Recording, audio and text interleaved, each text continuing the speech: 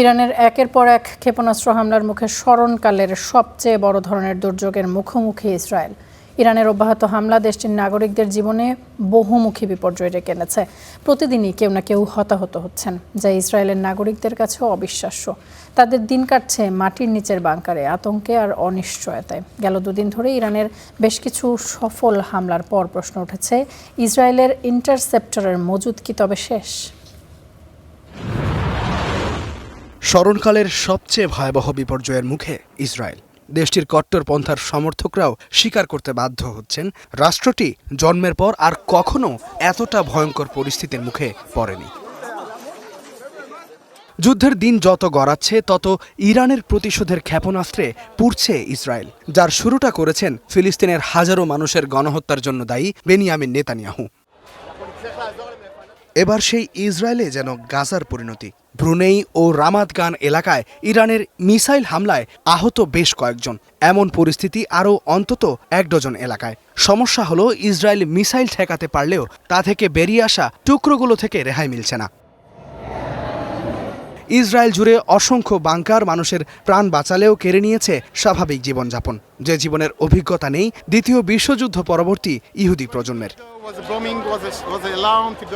বোমাবর্ষণ শুরু হলে সেফ রুমে যাবার জন্য অ্যালার্ম বেজেছিল, তাই দ্রুত আমরা নিরাপদ কক্ষে চলে যাই। কিন্তু বের হয়ে এসে দেখি ভবনের আর কিছুই অবশিষ্ট নেই, সবই ধ্বংস হয়ে গেছে। ইসরায়েল জুড়ে এখন চরম আতঙ্ক। শুরুতে রাতগুলো ছিল আতঙ্কের, এখন রাত দিন সমান। পরিস্থিতি এমন যে বোমার সাইরেন বাজার সাথে সাথেই নেতানিয়াহুর প্রতি গালির বন্যা বইয়ে দেন বাসিন্দারা। এই তথ্য ইহুদিদের সামাজিক যোগাযোগ মাধ্যমের।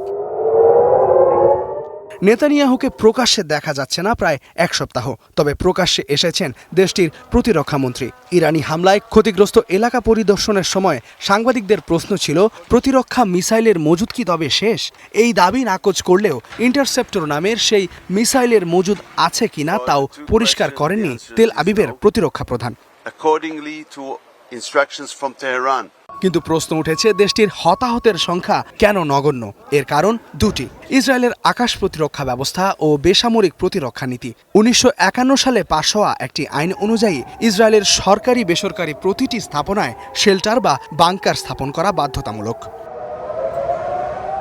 প্রতি বছর নির্মাণ হচ্ছে অন্তত 50,000 নতুন শেল্টার। প্রতিটি শেল্টার দেশটির নিরাপত্তা ব্যবস্থার সাথে যুক্ত। বোমা হামলার সাইরেন বাজার সাথে সাথেই নাগরিকেরা সেই বাংকার নামের গর্তে আশ্রয় নেন। ইস্তেহাদুল মাহমুদ, স্টার নিউজ।